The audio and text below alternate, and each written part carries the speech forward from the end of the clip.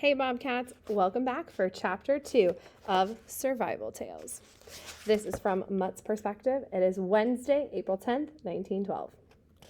Mutt had lived by the sea his whole life, or at least for as long as he could remember. On sunny days, he and Alice would scour the beach in Southampton. Mutt made sure to not venture too close to the water as they searched for treasure among the flotsam and jetsam. Mutt himself had been one of Alice's grander finds, a newborn pup tangled up among some of the old fishing nets and huddled beneath the seaweed. Once they'd found a rocking chair, and surprisingly intact but in need of a good cleaning. Alice had somehow managed to drag it along the shingle beach and all the way home. Her mother reckoned that it came from a wrecked pirate ship and had probably belonged to the pirate captain himself. The master had sorted all that, saying that no pirate is worth his salt would be caught dead in a grimy old rocking chair. But Alice's mother wanted to keep it, so she helped Alice clean it up, sand it down, and give it a bit of a polish. When they'd finished, it looked as good as new. Alice's mother had spent many nights rocking beside the fire while she spun tales. Then she'd caught the sickness, but sat there still, with the master fussing while Alice sat beside her and Mutt on top of Ma'am's feet. Until one morning, it was just the three of them in the empty rocking chair. Mutt woke from his sleep with a start, his tail numb. He thought he heard Alice calling, but when he looked over the house, all was quiet. The sun had only just started to rise, a pale orange smear on the horizon. The master was usually on his lugger before dawn for the best catch, but he wouldn't be going out on his lugger today, nor any day after. Mutt scratched at the sodden ground, no longer carrying about his wet paws. He chewed at the rope, at the same time doubling his efforts. His tongue hung from his mouth as he panted, digging harder, faster. He had to get to Alice before she was gone for good. With a final determined burst of energy, he pulled hard, and the rotting post gave way. Encouraged, Mutt pulled harder, and the rope burning at his skin until he finally tore free from the ground, sending Mutt flying backwards into a puddle. He gripped the rope with his teeth, easing the end up and over the wooden post. He was free. Mutt pawed at the rope around his neck until it slipped onto the ground. With his damp fur warmed by the sun, he shook his body in triumph, sending mud flying everywhere. He trotted over to the house, sniffing at the small gap beneath the back door. There were no sounds, no smells, no Alice. Mutt's stomach lurched as he realized they must have already left. The sun was higher now, and the master had said that the boat sailed at noon. The boy, Peter, would be coming for Mutt soon. He had to get to the docks. Mutt raced down to the shore, his claws scrabbling across the loose pebbles as he ran. He'd seen the big ships coming in and out of the Big Blue enough times to know where they sailed from. Alice, all he had to do was follow the shoreline until he found Alice. He headed farther inland, glaring across the river to the docks in the distance, and then paused. The boat sailed from the opposite side of the water. He'd have to follow the river all the way to the bridge to reach Alice's ship, which means half a day's journey at least. Or he could take the nearby floating bridge, which meant going over the water. The floating bridge was like a barge made from wood and powered by steam. It was linked to a heavy chain laid across the riverbed that reeled the bridge back and forth, 1,000 times a day. It was the only way to get across the water without swimming, and the easiest and quickest way to get to Alice's ship in time. As Mutt reached the bridge and crept closer to the water's edge, he rose. His stomach told him to stay back, don't go any closer, but he swallowed his fear and pushed forward, stepping onto the barge with trembling paws. There was a sudden jolt as the bridge began to move. The rumble of chains vibrated through the wooden planks beneath Mutt's paws, and he dug his claws in, squeezing his eyes shut. He tried to still his shaky legs and calm his racing heart. Most of all, he tried not to think of the sloshing water surrounding the barge or what might happen if he fell overboard. After a few agonizing minutes, they reached the opposite bank. As soon as the bridge was close to the shore, Mutt raced to disembark, stumbling because his legs were still wobbly. Relief flooded through him as he set his paws onto the heavenly, solid ground. He had paused for a moment to get his bearings when he noticed a poster pasted on the wall in front of him. At the top was the same design he had seen on the master's ticket, a red flag with a white star above a picture of a huge ship. Below that, in bright bold letters, the words, "The Ship of Dreams." Mutt raced to the end of the street, following the ever-increasing noise and the flow of humans, carts, and carriages laden with suitcases and trunks. He turned the next corner and stopped dead in front of him, taller than any building he'd ever seen, and as long as any street, was the ship, the Titanic. Towering high above him, 4 colossal cream-colored funnels topped with black reached to the sky.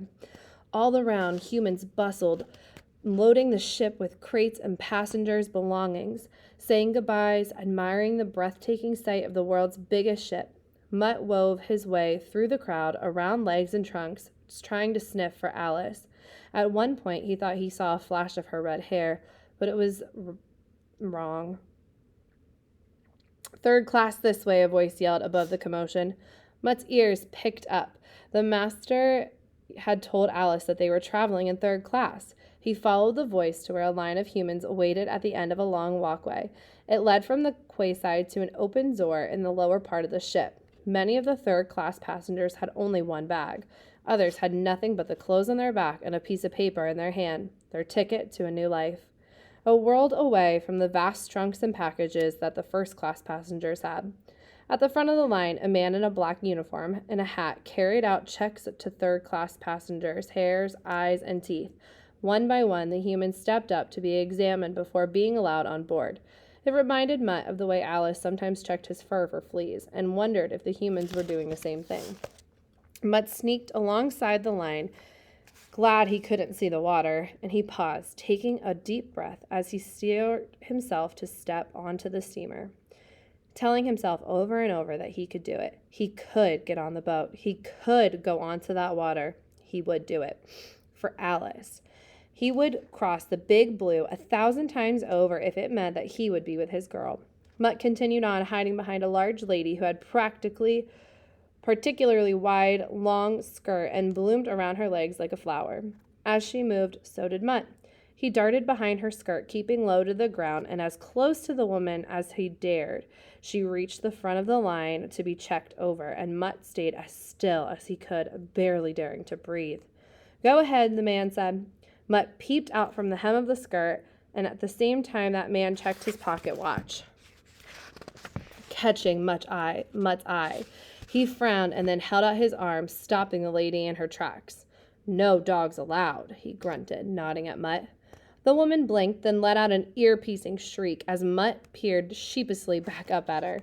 She swung her handbag, hitting Mutt full force in the head before he had a chance to scamper.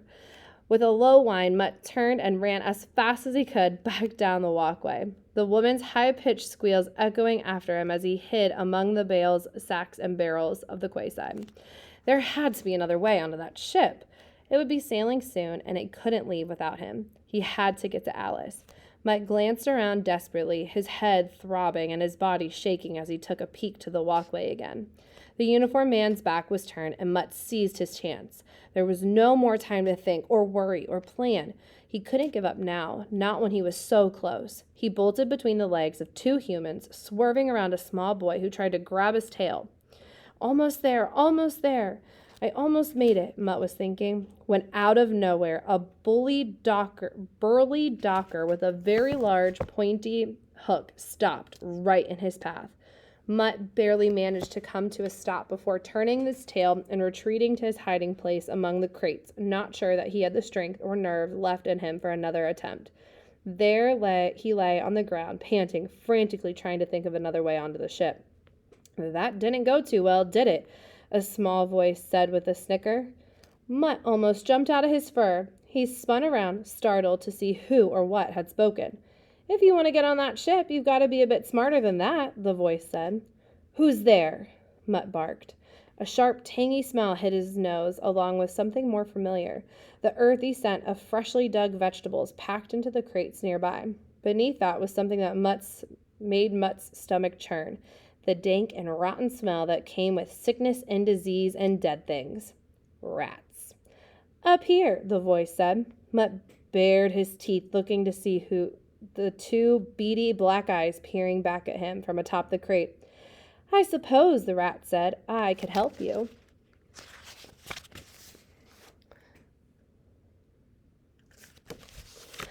don't need your help, Mutt growled. Is that so? The rat replied, raising his eyebrows. Well, then if you don't want my advice, try your way again and see how far you get. Mutt glanced up at the rat, then back at the ship. The burly man patrolled up and down the front of the walkway, swinging his hook in the air with an audible swoosh. See, your first mistake was trying to get on the ship with the humans, the rat said.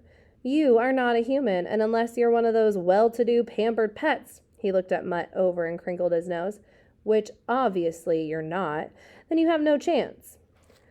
What would a stinking rat like you know about it? Mutt snarled, ducking low as a dark shadow passed over them. Oh, not much, I suppose, the rat snickered. I've only traveled on ships hundreds of times. I was born on sea on a pirate ship, one dark and stormy night, somewhere in the middle of the Caribbean. So the story goes. But if you don't want my help, the rat shrugged, jumping down from the crate with a thud to scurry off toward the ship. He was bigger than most rats Mutt had encountered and had a red, crusty-looking stump where his tail should have been. Wait, Mutt barked. The rat turned slowly, gesturing to himself with a paw. Who, me? A stinking old rat?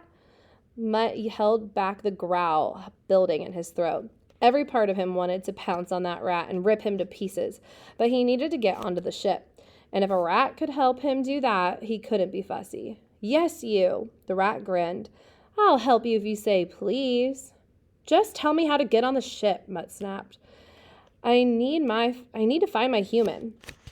The rat scuttled closer, cocking his head to one side. Your human? Mutt nodded. She's on the ship.